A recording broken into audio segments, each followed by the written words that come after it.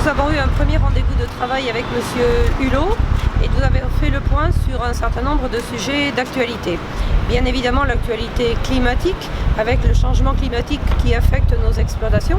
Nos entreprises n'ont pas de toit, c'est-à-dire que la pluie, la canicule, tout arrive sur nos cultures. Nous avons parlé d'un package agriculture et changement climatique, prévention et réparation.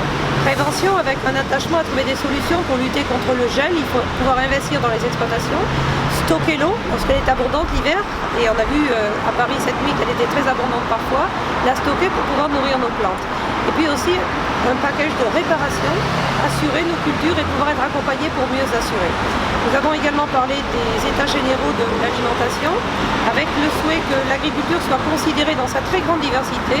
L'agriculture française est en transition depuis une vingtaine d'années. Nous avons amélioré nos pratiques, nous avons réduit le recours aux intrants, nous avons aussi changé nos modes de culture parce que le changement climatique s'impose à nous et nous sommes aussi source de solutions sur un certain nombre de sujets. L'agriculture, c'est l'alimentation, c'est le territoire, c'est l'emploi, c'est l'environnement. C'est un sujet très vaste et qui touche à de très nombreux domaines. Monsieur Hulot s'est montré très à l'écoute, très ouvert. C'est un homme de dialogue.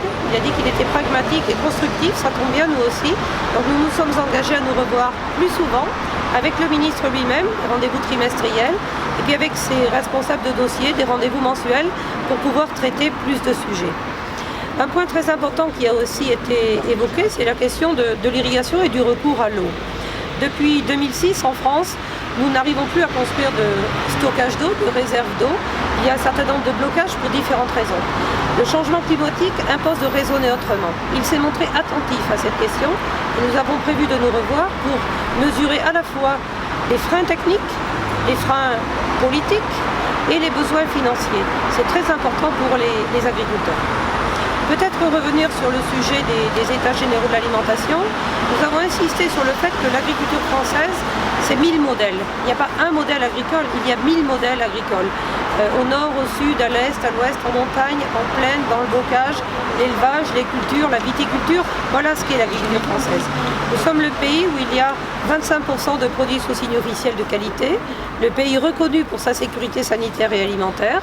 Des transitions nouvelles sont à faire, nous sommes au travail, mais reconnaître l'agriculture dans sa très grande diversité, c'est aussi reconnaître qu'on peut produire toutes les alimentations.